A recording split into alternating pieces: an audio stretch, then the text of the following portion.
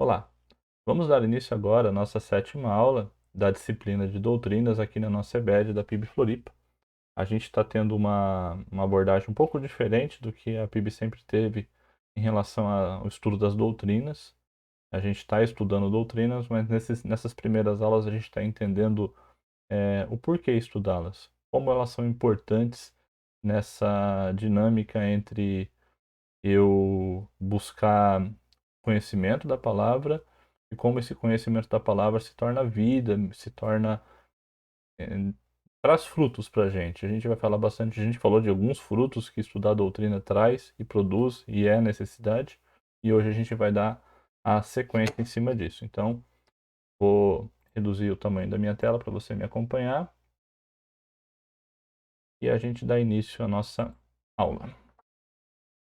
A gente está trabalhando com os livros, um livro basicamente da Nove Marcas, fala de sã doutrina, ele é bem coerente com aquilo que a gente está fazendo nessas primeiras aulas, é a base das primeiras aulas, e a gente também aborda e trabalha junto as apostilas 1 e 2 da PIB Floripa, que são as apostilas que historicamente sempre foram dadas aqui na nossa igreja. Gosto de trazer a frase que eu trago para essa aula é uma frase de John Wesley, que fala que todo cristão deve estar pronto para morrer ou para pregar. Só tem duas alternativas para a gente como cristão: morrer e na esperança da salvação que a gente tem em Cristo Jesus, ou pregar. A gente tem que pregar o tempo todo. Existe até uma frase, um pensamento, uma frase, não sei, que fala que pregue o tempo todo, se necessário, abra a boca. Faz sentido, mas não é a totalidade, né? Ela parece que ela tira a importância de você abrir sua boca e conversar e falar sobre a palavra.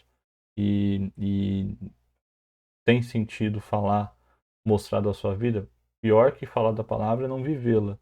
Mas só viver a palavra e não ter uma oportunidade de conversar sobre com as pessoas também fica difícil também, às vezes, você ter um caminho de evangelização em cima disso. Então a gente vai falar bastante sobre pregação, mas no sentido de testemunho, que é a doutrina para o testemunho. Então, primeira coisa que a gente vai falar como uma introdução a essa aula.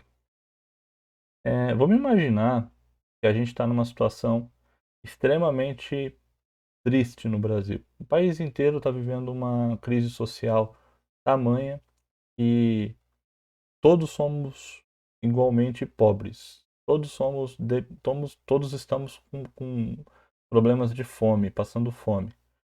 E vamos supor que você encontre um bom senhor em algum lugar que lhe dê a comida que você precisa para você passar o mês e avise para você, ó, se você tiver mais alguém que você conheça e precise de comida, traga aqui, fala para vir aqui que eu também dou. Eu tenho recurso para todo mundo, todo o Brasil.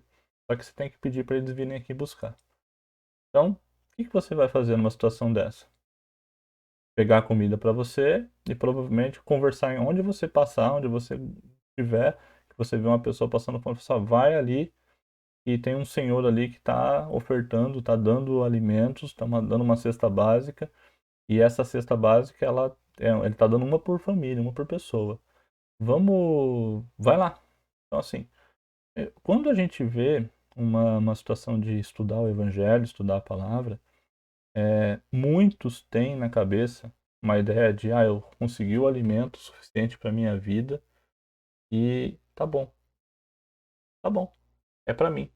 Não vou falar para mais ninguém, não precisa, alguém vai falar. Eu vou ficar com o meu alimento aqui, eu vou levar a minha cesta básica ali para casa, vou compartilhar com a minha família e pronto. Ter esse tipo de pensamento, ou tipo, o outro pensamento que também tem, eu vou ficar com esse alimento aqui e eu fui escolhido, porque eu estava passando num lugar do nada e aquele senhor me chamou, eu vi e ninguém falou nada para mim, então eu fui um escolhido, né? Então, a ideia da eleição, uma doutrina que está presente na palavra, é uma doutrina citada em vários pontos de vários textos bíblicos, né? Vários textos bíblicos afirmam isso, falam da questão da soberania de Deus e da escolha de Deus das pessoas, mas isso não tira em nada a importância e a necessidade, e a gente vai estudar sobre isso, de você também fazer o teu papel de apontar o caminho. Não é porque você supostamente foi eleito e supostamente não foi eleito, né? Tá aqui estudando e tem lá o amor pela palavra, e tem acompanhado, e tem usado a doutrina na sua vida, mas ela tem que produzir frutos, e um dos frutos que ela tem que produzir na sua vida é a vontade de testemunhar, a vontade de evangelizar. E é sobre isso que a gente vai falar na aula 7. Então, primeiro ponto é uma frase bem comum, bem dita, e todo mundo conhece, Jesus falando, é a abertura da grande comissão, onde Jesus fala para os discípulos irem e fazer discípulos em todas as nações, né? Fazer discípulos, aqui é o texto de Mateus 28. O que a gente tem nessa frase aqui, uma ordenança, né? Para a gente ir fazer discípulo, para a gente ir e pregar. Mas a gente quem? Para quem que é essa missão? Qual o entendimento assim, para um missionário? É para uma equipe da igreja focada em evangelização? Para quem que é isso? Então, eu lembro que há uns 2 ou 3 anos atrás, eu trouxe uma IBED para a PIB falando sobre evangelização. Isso aqui era uma ideia para a igreja levar para todos os grupos de discipulado, e a gente se propôs a ajudar os líderes, principalmente, em trabalhar com evangelização, com um livro também da Nove Marcas, mesma série que a gente está utilizando para essa disciplina nessas primeiras aulas.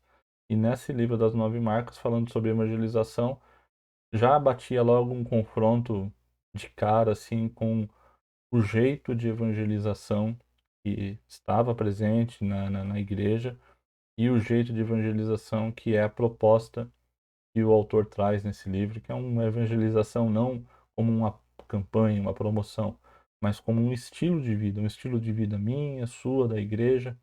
E é um livro muito rico, muito precioso, também um livro pequeno que vale muito a pena ler. E ele faz todo sentido com o que a gente vai falar hoje de doutrina do testemunho. Na aula que a gente deu lá atrás, e a gente vou trazer 3 ou 4 slides daquela aula, porque eles trazem contribuição para o que a gente vai falar, mas fala sobre a evangelização dos fundamentos bíblicos, um livro do Russell Shedd, que é a base de uma das matérias do curso que eu fiz, do curso de liderança avançada do Haggai, e esse livro do Russell Shedd é uma das bases, fundamentos bíblicos para a evangelização. Fundamentos bíblicos, a gente sabe que são doutrinas, e doutrina que embasa a evangelização. Então, primeiro ponto, né, definição do livro. O que é evangelização? Aqui a gente vai falar de evangelização, e o autor do primeiro texto, do primeiro livro que a gente está abordando na matéria, que é doutrina, ele fala de testemunho. E logo na primeira parte do livro ele já fala que o testemunho que ele diz é evangelização, é a mesma coisa. Então, o que é evangelização na definição desse livro de evangelização da Nove Marcas? É o ensino do evangelho com o objetivo de persuadir. Ensino do evangelho com o objetivo de persuadir. Ensino. O que é o ensino? Anúncio, proclamação, pregação. O que é o evangelho? O evangelho é a doutrina, a mensagem de Deus que conduz para a salvação. Qual que é o objetivo? Esperança, desejo, uma meta. Existe um objetivo para isso. Qual que é esse objetivo? Convencer, converter. Sendo que nenhuma delas é uma ação direta sua, ou minha, no papel de evangelização. Sempre tem o papel e vai ter o papel, porque quem faz o convencimento e a conversão das pessoas é o Espírito Santo, não é a gente, não é o evangelista que faz isso. A gente é só o meio pelo qual Deus usa para levar uma nova pessoa a uma nova vida, uma pessoa para uma nova vida. Então, falando agora de as razões bíblicas que levam para a gente evangelizar, aqui no compilado do Russell Shedd, a gente tem Eu não vou ler os textos, acho que é só para você entender que não é uma questão de pessoas específicas para fazer, mas que está em vários textos da Bíblia, em várias doutrinas da Bíblia, a mesma base que fala que todo mundo tem que fazer isso, todo mundo tem razão para evangelizar. E essas razões são: é uma ordem de Cristo, Mateus 28 é a grande comissão que a gente falou, e de fazer discípulos, é uma ordem de Cristo. É um dever de todo filho de Deus, é a vontade de Deus, é da vontade de Deus que a gente evangelize. É o desejo de repartir com os outros, o desejo de repartir com os outros lá em 1 João 1:3. A gente já abordou na disciplina aqui, na EBED. A visão de valor e da condição da alma humana, está lá em Marcos e também está lá em Lucas. Qual é o valor e a condição da alma humana e por que que ela precisa e carece da mensagem do Evangelho. A compreensão de que só o Evangelho é a solução, não tem outro caminho, não tem ninguém que faça, entregue uma solução para o nosso problema, senão o Evangelho, a compreensão desse Evangelho. Então, a importância do papel meu e seu na propagação do mesmo é importante. Eu passei ali a responsabilidade pessoal de cada um. É uma responsabilidade pessoal de cada um a gente falar sobre evangelização. Então, não é um papel específico, é um papel para todos. E isso é muito importante.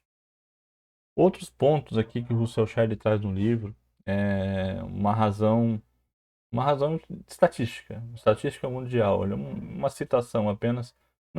A gente não pode levar isso em consideração como uma mera profecia, que todo mundo, Jesus volta quando todos ouvirem da mensagem do Evangelho. Existe uma profecia de um entendimento escatológico disso, mas aqui é só para vocês terem uma noção de grandeza mesmo. Na população mundial, que são cerca de 7 bilhões de pessoas, no ritmo de evangelização que a gente tem, a gente levaria 150 mil anos para conseguir atingir todo mundo. 50% da população mundial nunca ouviu falar de Cristo. Tem tribos inteiras, povos inteiros, desapareceram sem ter ouvido falar de Cristo. E tem mais de 1000 línguas ou dialetos que não têm acesso à Bíblia. Então, isso é uma boa razão para a gente evangelizar. Tem gente precisando. Em 95, aqui é um dado Brasil não, aqui é um dado mundo. Em 95 existia 32% de cristãos. Em 2010 esse percentual passou a 24%. Por quê? Por uma razão simples. Outras religiões também estão crescendo. O próprio o islamismo, né, a religião dos muçulmanos, tem crescido muito. Eram muito pequenos no começo do século I, segundo ali, e se tornou hoje uma das religiões, uma das maiores religiões, um crescimento muito grande. Então, eles se preocupam muito, eles gastam muito o orçamento deles com evangelismo em cima disso. Outra razão, aí eu pulei algumas para a gente focar um pouco na aula, a razão da evangelização como um exemplo de que Jesus fez. No Novo Testamento começa com João Batista pregando a vinda do Messias como um redentor de Israel, ungido do Senhor. O próprio Cristo fez o evangelho se agigantar. Cristo começou.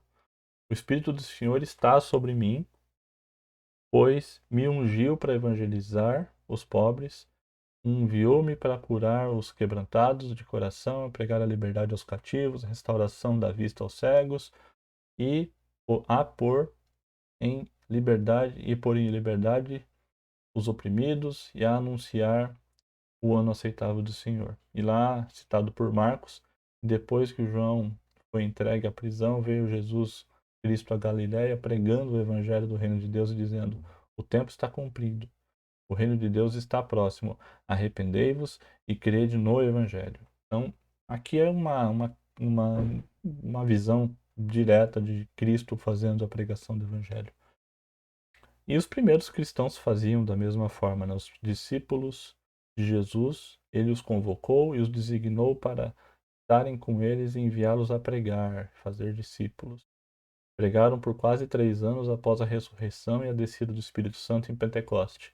Quase todos os discípulos tinham tanta fé no Evangelho que, por amor a ele, deram suas vidas em sacrifício vivo, santo e agradável a Deus. Os primeiros cristãos sofriam para pregar o Evangelho e para evangelizar, porque eram perseguidos. Hoje a gente tem uma situação no nosso meio que não existe nem um pouco de perseguição. No Brasil não existe nem um pouco de perseguição. E pensar num contexto onde os primeiros cristãos, para pregar, ainda corriam risco de morte. Lembra na primeira frase que eu falei? Que o cristão ele serve para tem que estar pronto para morrer ou para pregar. Por isso, baseado nessa experiência de muitos cristãos ao longo da história. Atos 1:8 fala que mas receberdes a virtude do Espírito Santo, e há de vir sobre vós, ser-me-eis testemunhas, tanto em Jerusalém, como em toda a Judéia, Samaria e até os confins da terra. Se você pegar Atos 8:1, você vai ver que por uma certa, pela vontade de Deus, os cristãos foram dispersos por o mundo todo, porque veio a perseguição forte, e a perseguição fez com que o evangelho crescesse mais ainda, a pregação crescesse mais ainda. Aí a gente vai falar um pouco de evangelismo. Como que a gente tem feito, como que a gente faz, como que a gente usa a doutrina, qual que é a base de um evangelismo. Aqui eu vou falar de um exemplo bem simples de evangelismo. Aqui é um exemplo que já fiz com a minha filha, já participou de atividades com isso, já levou para a escola essa pulseirinha aí, que é a pulseirinha do plano de salvação, para falar do evangelho para outras amigas, outras crianças que estudam com ela. E é muito simples, é através de cores, mas cores baseadas em muita doutrina, em ensinamento bíblico, porque a evangelização ela passa por isso. Nessas cores dessa pulseirinha, está lá o amarelo, que representa Deus, a criação, está lá o pecado, que representa o inferno, a morte, as trevas, fala do homem que pecou e aí assim lembra uma situação de cenário de morte mesmo. Aí no meio dessa pulseira tá lá o vermelho, que representa Jesus, derramou o sangue como sacrifício na cruz, e aí limpou o nosso coração, limpou a nossa vida, nos deu uma nova vida, e aí por isso uma vida branca, uma vida limpa. E essa vida limpa produz crescimento, essa vida limpa ela cresce em si mesmo, o novo homem começa a viver como um cristão, como um discípulo de Jesus, e também prega o evangelho e leva a mensagem do evangelho para outras pessoas. Então, essa é as cores da salvação, desse plano de salvação, num simples objeto que é fácil de compreensão para qualquer criança. Mas está pregando o evangelho, e está pregando o evangelho de uma forma bem simples, mas muito clara. E isso é uma coisa que é importante ser feita, né? Uma coisa básica para ser feita e que pode ser feita, inclusive, pelas nossas crianças. Outro jeito de explicar é o jeito que o autor coloca no resumo no livro. Ele fala que é explicar sobre Deus, sobre o homem, sobre Jesus e sobre o novo homem. Quando fala sobre Deus, falar que Deus é um único e verdadeiro Deus, que é santo, citar alguns versículos, né, que falam sobre isso. Ele fez a gente a sua imagem, para conhecermos e glorificarmos a Ele.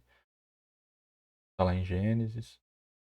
E o homem? Nós, porém, a gente pecou e a gente foi separado de Deus, de modo que a ira dele está sobre nós por causa do nosso pecado. Então, Gênesis 3, e aí Romanos relembra a história e nos coloca todos no mesmo lugar. A gente todos, somos todos pecadores, carentes da graça de Deus e do amor de Deus para que a gente seja alcançado. E esse amor foi alcançado na nossa vida através de Jesus, que Deus enviou ele, né, Jesus, o seu filho, para vir como um rei, resgatar o seu povo dos inimigos, mas especialmente do seu próprio pecado, né, o nosso próprio pecado. Jesus estabeleceu seu reino atuando tanto como um sacerdote mediador, como um sacrifício vicário. Viveu uma vida plena, perfeita, morreu na cruz, cumpriu a si mesmo a lei de Deus, tornando si mesmo a punição pelos pecados de muitos. Depois, ele ressurgiu dentre os mortos, a ressurreição de Jesus demonstrou que Deus aceitou o seu sacrifício e que sua ira contra nós havia sido satisfeita. E aí, um novo homem, a oportunidade da nova vida. Deus agora chama todos a se arrepender pelos seus pecados e confiar somente em Jesus, em Cristo, para obter perdão. Se arrependermos dos nossos pecados, confiarmos em Cristo, renascemos para uma nova vida e eterna com Deus. João 3,16. Então, resumo do autor é muito simples, mas também tão eficaz quanto. Cheio de doutrinas que relembram a mensagem do Evangelho, a mensagem da cruz, relembram todo assim, o básico para um caminho de evangelização para uma pessoa, principalmente uma pessoa que não conhece. O Evangelho, então, é essa mensagem de salvação por meio de Cristo. Evangelizar ou testemunhar é passar essa mensagem para as demais pessoas, exortá-las a crer, e aí a gente consegue levar uma mensagem de Jesus e expandir o Evangelho através das nossas vidas. Então, testemunhar e evangelizar é a mesma coisa, é fazer isso. E aí, vamos falar um pouquinho sobre. Primeiro, vamos pensar aqui, né? Tô aqui, ó, eu aqui no cantinho da tela. Imagina se eu e você estivéssemos ali, né, ao lado de Jesus, aprendendo com ele aqueles ensinamentos que tem em diversos pontos do Novo Evangelho quando ele prega. Imagina se fosse eu e você ali naquela cena. Então, essa cena não dá pra gente reviver, né? Não dá pra gente passar junto com Jesus e seus discípulos naquela época.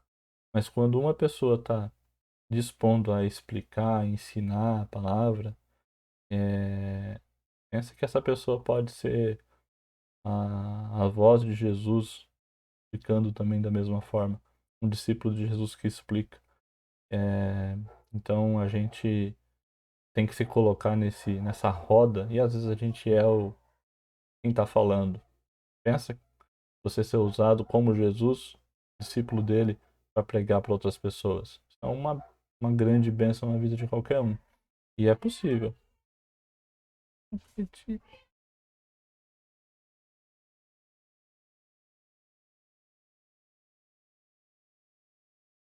Voltando aqui para a aula, perdão aí que eu tive que dar uma parada, mas vamos lá.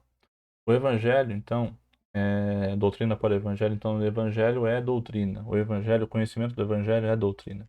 A doutrina é apresentar a Bíblia em nossas próprias palavras. A doutrina é a gente resumir a Bíblia. A gente já falou sobre isso nas primeiras aulas.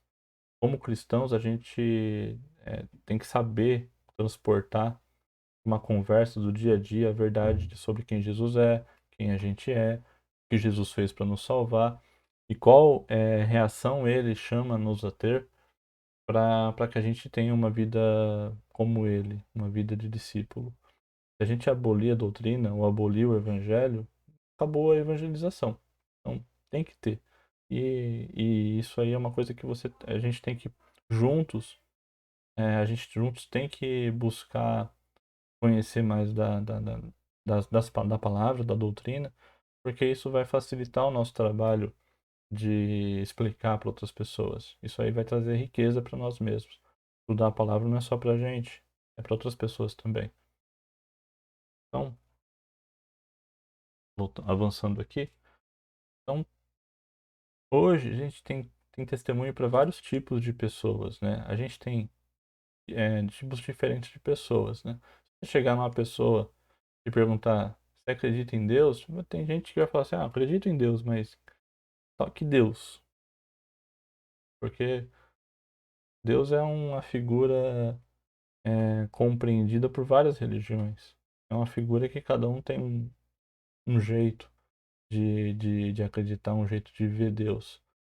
E quando a gente vai fazer uma pergunta dessa, Tiago mesmo fala na sua carta que acreditar em Deus até o diabo acredita, né? Então não é uma questão, não é um bom caminho fazer isso, porque tem vários tipos de pessoas.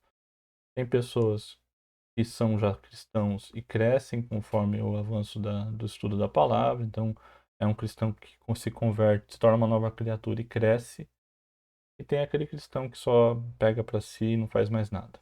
Ele simplesmente fica na presunção de uma salvação, na presunção de que tá bom, beleza, entendi a mensagem, vou viver uma vida tranquila só para mim, vou viver minha vida e para por ali. Isso aí não é uma vida de crescimento, uma vida que produz nenhum tipo de fruto. E tem outras pessoas, ou pessoas que já ouviram falar de Jesus, talvez já até seguiram, caminharam um pouco na igreja, mas não se tornaram cristãos, não se tornaram novas criaturas. Existem pessoas que nunca ouviram falar sobre Jesus, e existem aquelas pessoas que conhecem tudo sobre a Bíblia e não crê, né? A gente chama essas pessoas de ateus, né? Os ateus normalmente conhecem muito sobre Bíblia e afirmam não crer. Não é compreendido porque eles não conseguem ter a fé que é o que pressupõe a leitura da palavra, é o que pressupõe o entendimento. Sem fé, não adianta. E eles leem e não creem. Então, o foco principal aqui é isso aqui, né? A gente tem que buscar essas pessoas que eu citei, deixei em amarelo, pessoas que não são evangelizadas. O cristão que está crescendo e o cristão que não cresce já estão evangelizados. Eles só têm, talvez, que serem discipulados, ou principalmente o que não cresce, para entender que a vida não acaba com uma compreensão simples de uma reeleição, de uma. É muito vago, muito pequeno pensar nisso. Então, vamos falar sobre história e cosmovisão. São os dois pontos, são para dois tipos de pessoas. A história, contar a história da Bíblia, é para aquela pessoa que já ouviu falar de Jesus e conhece um pouco da Bíblia. Então, quanto melhor a gente conhecer a história, melhor a gente compreende o Evangelho, aí a gente consegue repassar essa história para frente, contar essa história. E contar a história da Bíblia para as pessoas que te conhecem um pouco, vai trazer para elas uma compreensão melhor do enredo bíblico e do ensinamento das Escrituras. E aí você vai conseguir levá-las até o Evangelho. A gente já estudou quando a gente falava sobre doutrina para leitura da palavra, era justamente por isso. Porque a gente pode contar a história ler a Bíblia como um livro histórico. Ler a história da Bíblia, compreender ela inteira.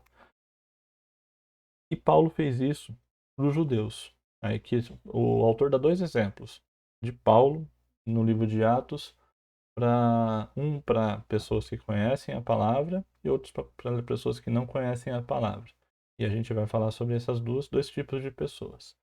Primeiro, aquelas que conhecem. Então, Paulo está lá pregando aos judeus em Jerusalém, numa sinagoga judaica, e aí ele começa contando acerca de Deus, como Deus resgatou Israel do Egito, deu-lhes terra em Canaã, estabeleceu juízes, reis para governá-los, prometeu-lhes que o filho de um desses reis, Davi, reinaria para todo sempre. Então, isso aqui são coisas que estão escritas no Velho Testamento.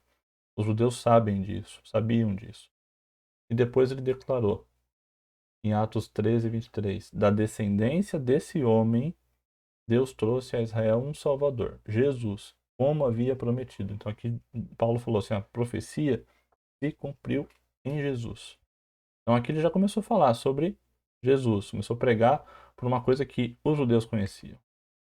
Depois, Paulo explicou como a vida, a morte e a ressurreição de Jesus cumpriram tudo o que Deus prometeu no Antigo Testamento. Do versículo 26 até o versículo 37 ele está falando sobre isso. Saibam, lá no 38 e no 39 ele conclui: Saibam, portanto, irmãos, que por meio dele vos é proclamado esse perdão dos pecados. Por meio de todo aquele que crê, é justificado de todas as coisas que não pudestes ser justificados pela lei de Moisés. E depois ele alerta. Paulo alerta os judeus ali, aquelas pessoas, para não desprezar essa mensagem. E é um alerta para mim e para você também. Olhem, escarnecedores, admirem-se e pereçam. Porque isso aqui, pois do dia de vocês farei algo que vocês jamais creriam se alguém lhes contasse. Olhem, escarnecedores, admirem-se e pereçam. Pois nos dias de vocês farei algo que vocês jamais quereriam se alguém lhes contasse. Então, Paulo está trazendo também aqui uma mensagem do Antigo Testamento que os judeus sabiam sobre desprezar uma mensagem. E desprezar a mensagem do Evangelho é muito sério. E é uma das coisas que Paulo está resgatando aqui para que aqueles judeus ficassem atentos. O outro ponto de pregação e outro trecho do livro de Atos, Paulo já não está mais entre os judeus, Paulo está entre os gregos. Paulo está lá no Areópago, um conselho intelectual de Atenas, formado por um grupo de filósofos gregos politeístas, que acreditavam em um monte de deuses. E lá naquele Areópago tinha um monte de estátua, um monte de referências a deuses, vários deuses da mitologia daquele povo, né, na crença daquele povo. E tinha uma especial, Paulo parou e ficou na frente dela e viu lá, que era a estátua para o deus desconhecido. Tinha tantos deuses que os gregos esculpiram uma escultura para falar assim, isso aqui é para o deus desconhecido. Se tiver algum deus que a gente não conhece, tem alguma coisa que está além daquilo que a gente tem a compreensão ou a crença, e vamos criar uma estátua para esse deus. E aí Paulo para na frente daquela estátua e começa a ensinar o evangelho sem a necessidade de que povo grego conhecesse nada do Antigo Testamento. Aqui ele vai falar de cosmovisão. A cosmovisão, a visão do mundo, como a visão do mundo que aqueles gregos tinham, de certa forma, e a visão do mundo que o Evangelho traz, elas têm pontos em comum, pontos de conexão para fazer sentido na vida de quem aprende, de quem está escutando. E aqui é interessante, eu lembrei de um episódio que eu vi na igreja recentemente. Não era uma discussão, falando sobre evangelização, um desafio, na verdade. Um menino estava desafiando. Primeiro ele afirmou que na faculdade dele todo mundo era comunista e ateu, ninguém acreditava em nada, como um argumento para não evangelizar. E depois ele desafiou um pastor a evangelizar ele em 5 minutos. Como se fosse assim, me evangeliza em 5 minutos. Eu achei daquilo uma falta de maturidade muito grande. E não era porque ele era jovem, que ele era imaturo, mas é muito desse calvinismo de YouTube que a gente vê, infelizmente, em alguns, né, dos nossos cristãos de hoje. Que é uma ideia que despreza o outro que pensa diferente e que você não precisa fazer nada com ele. Só tem ateu e comunista aqui, então eu não vou pregar para ninguém porque ninguém merece. Como se ninguém merecesse, como se ele tivesse merecido um dia. Mas Paulo estava num ambiente semelhante a essa faculdade que esse jovem levantou. Só tinha gente que não cria ali. Só tinha gente que cria em várias coisas. E Paulo chega naquele aerópago e começa falando de Deus. As divindades gregas eram imprevisíveis e carentes, diferente de Deus, Paulo explicou. O verdadeiro Deus é o Criador e o Senhor de todas as coisas. Ele é perfeito em si mesmo e nada lhe falta. Portanto, ele não precisa que supramos seus desejos por meio de sacrifícios. A ideia da religião de Deus e sacrifícios, né? Todo Deus precisa de sacrifício para ser adorado. Depois Paulo, ele passa passou a origem e a natureza da humanidade. Então, o começo na humanidade e a natureza dela. Os gregos acreditavam pertencer a uma raça de homens diferenciada e superior. Paulo, contudo, construiu essa visão ao explicar que todas as pessoas são criadas por Deus, descendem de um homem, de um só homem. Além disso, Deus não se coloca à parte da humanidade, mas da vida, sustenta a vida e determina as circunstâncias de nossa vida. Depois Paulo continua constatando que todas as pessoas têm a obrigação de servir a Deus, somos descendência de Deus e não nos cabe cometer a idolatria. Depois foi paciente com a humanidade por muito tempo, mas agora chama todas ao arrependimento, porque chegará o dia em que ele julgará todas as coisas por meio de um homem a quem designou.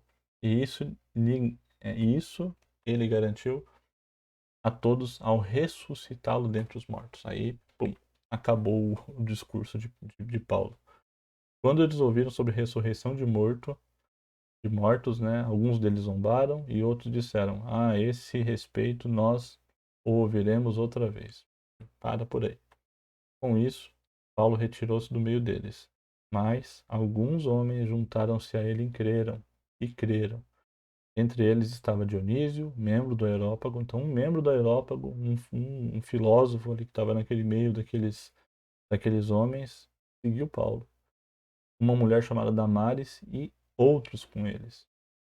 Uns zombam, outros seguem, outros entendem a mensagem. Então, é para isso. Não dá para falar todo mundo aqui, ninguém merece. Não, peraí, fala.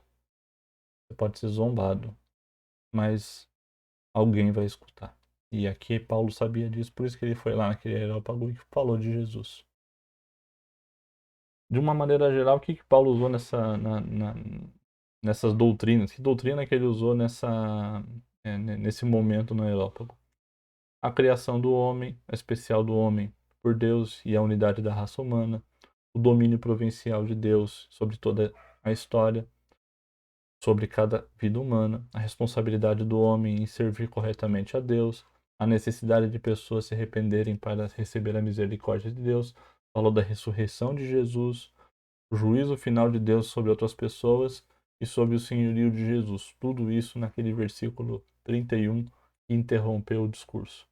Muita doutrina, muita, é, muito entendimento da palavra para fazer um discurso desse. Isso aí é possível para qualquer pessoa que tenha o desejo de estudar e aprender da palavra de Deus. Aí, para a gente finalizar a nossa aula, lembro de um exemplo que eu dei na aula sobre leitura de Bíblia, a doutrina para a leitura da Bíblia.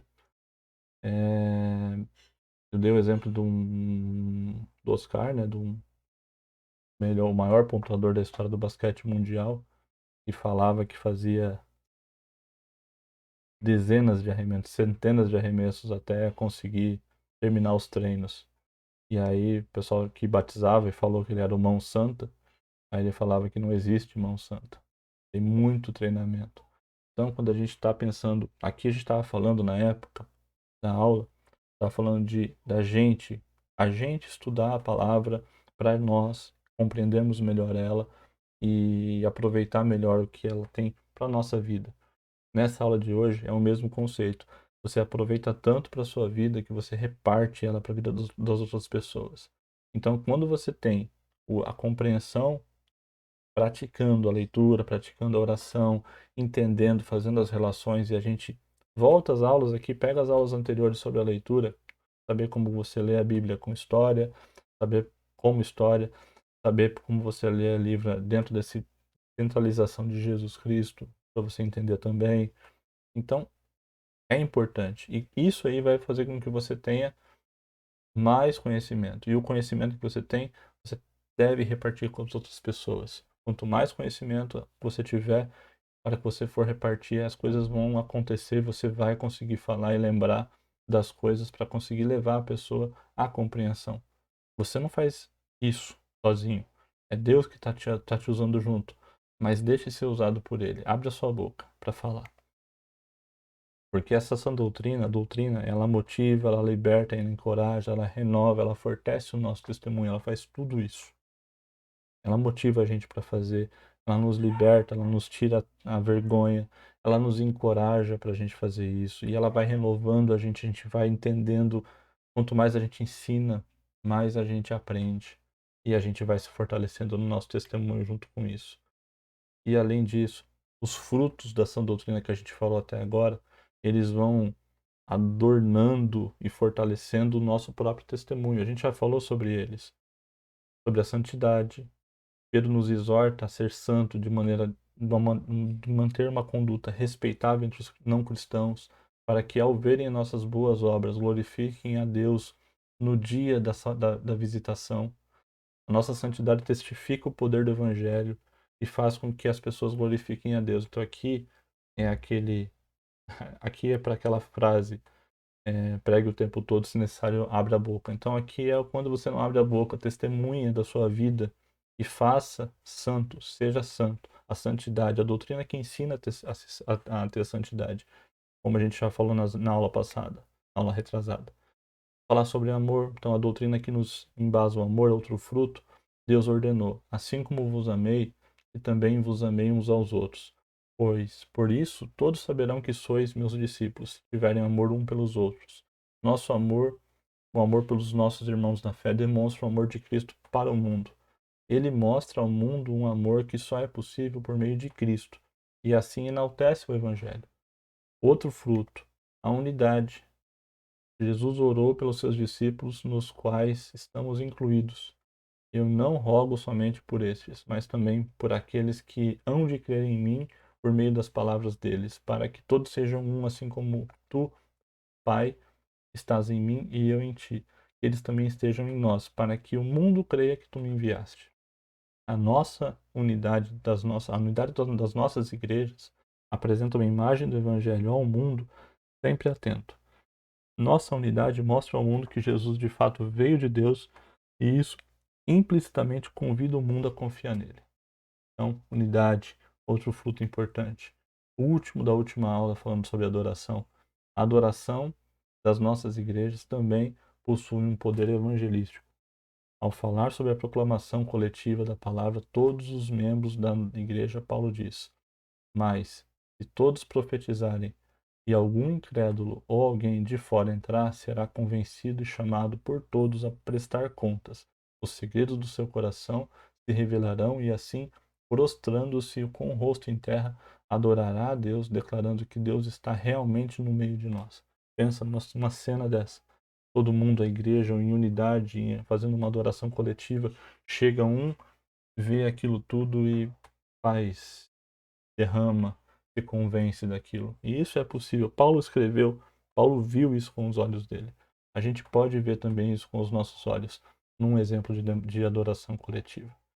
Então, todos esses frutos, né, que a gente falou, esses frutos que a gente já falou nas aulas passadas, eles vão fortalecendo o nosso testemunho. E a gente consegue pregar, e a gente consegue falar e evangelizar as pessoas com mais entendimento do que a gente está fazendo. Por quê? Porque a gente tem a doutrina que ensina a gente para nós, para nossa vida, e ensina para a vida do nosso próximo. Levar a mensagem de Deus para o nosso próximo é uma das formas de abraçá-lo e, e amá-lo. E é o que a gente tem que fazer o tempo todo. Então a gente encerra nossa aula. Nossa aula foi sobre testemunho. E a próxima aula a gente vai falar de doutrina que existe para nossa alegria, que existe para a alegria.